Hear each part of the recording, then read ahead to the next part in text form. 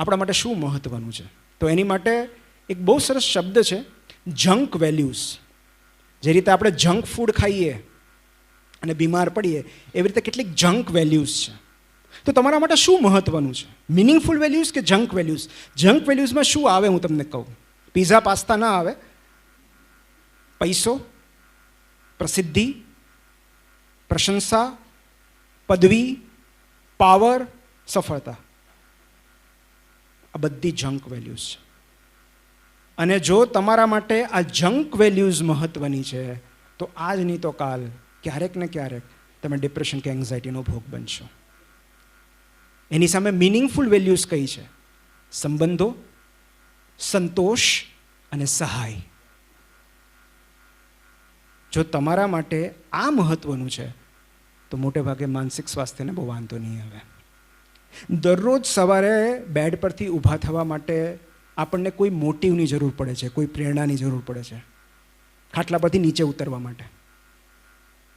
એ કાં તો ઇન્ટ્રિન્સિક મોટિવ હોઈ શકે કે એક્સટ્રિન્સિક મોટિવ હોઈ શકે.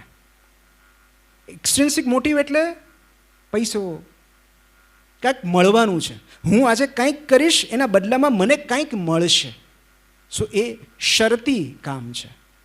એની સામે ઇન્ટ્રિન્સિક મોટિવ એટલે મને એમાંથી સંતોષ કે આનંદ સિવાય બીજું કશું જ નથી મળવાનું, તેમ છતાં મારે કરવું છે. એ ઇન્ટ્રિન્સિક મોટિવ છે. મારા માટે લેખન એ ઇન્ટ્રિન્સિક મોટિવ છે.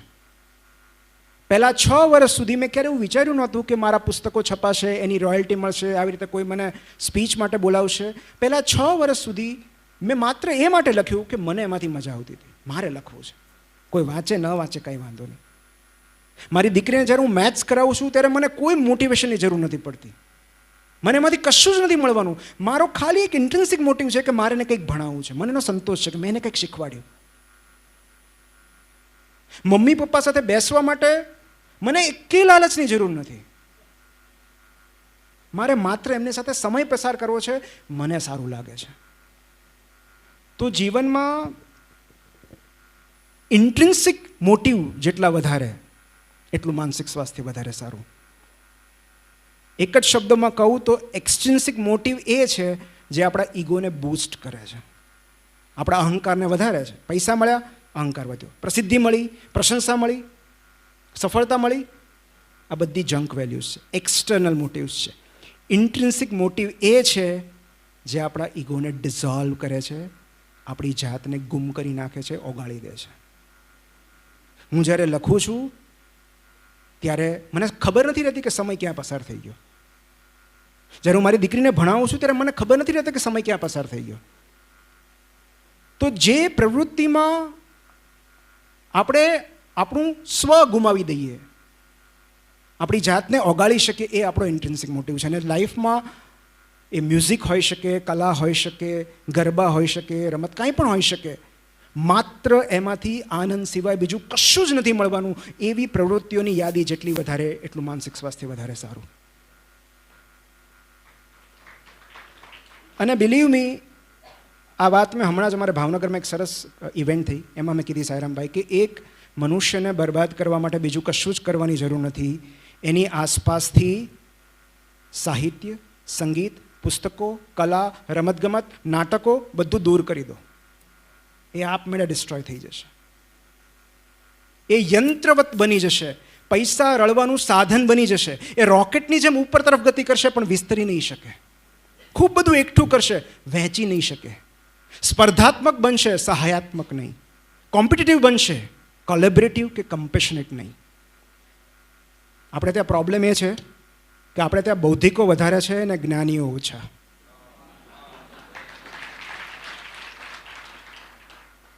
ઇન્ટેલિજન્સ વધારે છે, ઇન્ટેલેક્ટ ઓછી. પોતાની વાત સાચી સાબિત કરવા માટે લોકો કલાકો સુધી દલીલ કરી શકે છે, પણ સામેવાળાની વાત સાંભળવા કે સમજવા માટે 5 મિનિટનો સમય નથી. એનું કારણ છે information, too much of information. વધારે પડતી માહિતીઓ માનસિકતાને ઈજાગ્રસ્ત કરી નાખે છે.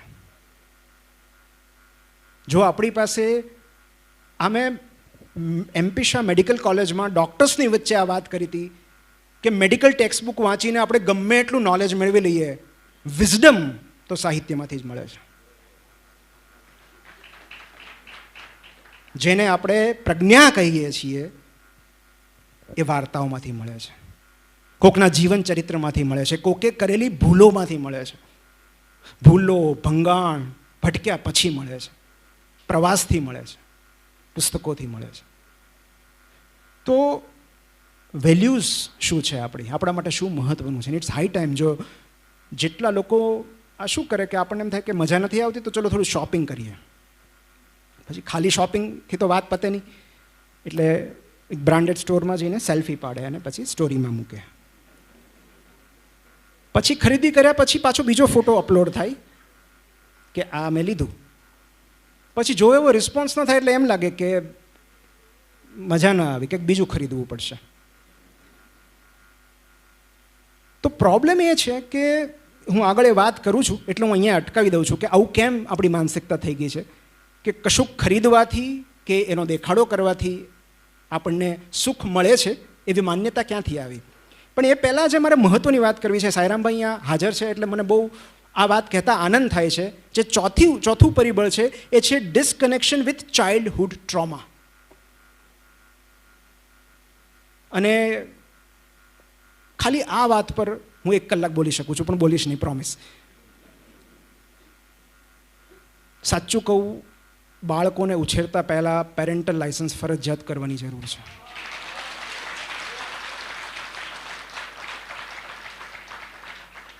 આ બાબતે હું થોડો વધારે ઇમોશનલ થઈ જઈશ, કારણ કે હું એ સંસ્થામાં ભણ્યો છું. હું દક્ષિણામૂર્તિ, આજે હું ગીજુભાઈનું નામ લઈને મારા રૂમાડા ઊભા થઈ જાય છે. હું એમના વિચારોને જીવ્યો છું, જીવું છું, અને એટલે બાળ માનસને થોડો ઘણો નજીકથી સમજવાનો મેં પ્રયાસ કર્યો છે. એક બાળક કઈ રીતે ઉછેરવું જોઈએ, કઈ રીતે ખુલવું જોઈએ, કઈ રીતે ઉગવું જોઈએ, એ વાંચ્યા વગર, એ સમજ્યા વગર લોકો બાળકને પોતાની પ્રોપર્ટી સમજીને ઉછેરે છે. કે મારા બાળકને કઈ રીતે ટ્રીટ કરવું એ હું નક્કી કરીશ. Your children are not your children, Khalil જીબ્રાને કહ્યું છે કે એ બ્રહ્માંડની એનર્જી છે, આ યુનિવર્સની ઉર્જા છે, જે તમારા થકી આ પૃથ્વી પર આવી છે, એ તમારી માલિકી નથી. અને અનફોર્ચ્યુનેટલી ફિઝિકલ ટ્રોમા એ તો બહુ સ્થૂળ વસ્તુ છે, બાળક પર હાથ ઉપાડ્યો. અને હું તો કહું છું કે થોડા જો કાનૂનમાં ફેરફાર થાય ને તો બાળક પર હાથ ઉપાડનાર માતા કે પિતાને જેલમાં નાખી દેવા જોઈએ. એક એવો અપરાધ છે જેમાંથી કોઈ કાળે તમને માફી નહીં મળે. એ થપ્પડની ગૂંજ કેટલા વર્ષો સુધી ગુંજ્યા કરે છે એનો આપણને અંદાજ નથી. પણ એનાથી વધારે જે થાય છે એ છે ઇમોશનલ એબ્યુઝ, સેક્સ્યુઅલ એબ્યુઝ અને નિગ્લેક્ટ. આ 4 ચાઇલ્ડહુડ ટ્રોમા છે. પણ ઇમોશનલ એબ્યુઝ એટલા માટે કે દેખાતું નથી અને છતાં અત્યાચાર થાય છે. એક બહુ સરસ ડોક્યુમેન્ટરી છે, ધ વિઝડમ ઓફ ટ્રોમા.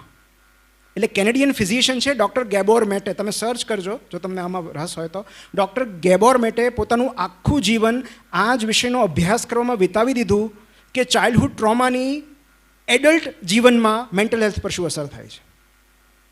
અને એમણે એક ડોક્યુમેન્ટરી છે, યુટ્યુબ પર પણ અવેલેબલ છે, the wisdom of trauma, Netflix પર પણ છે.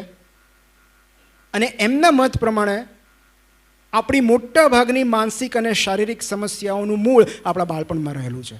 મતલબ આ સ્ટેટમેન્ટ એટલું બધું બોલ્ડ છે કે મને બોલતાય ડર લાગે છે. પણ જો કોઈ વ્યક્તિ આટલા બધા અભ્યાસ કર્યા પછી આવું કશુંક સ્ટેટમેન્ટ કરતો હશે તો એમાં થોડુંક તો તથ્ય હશે ને.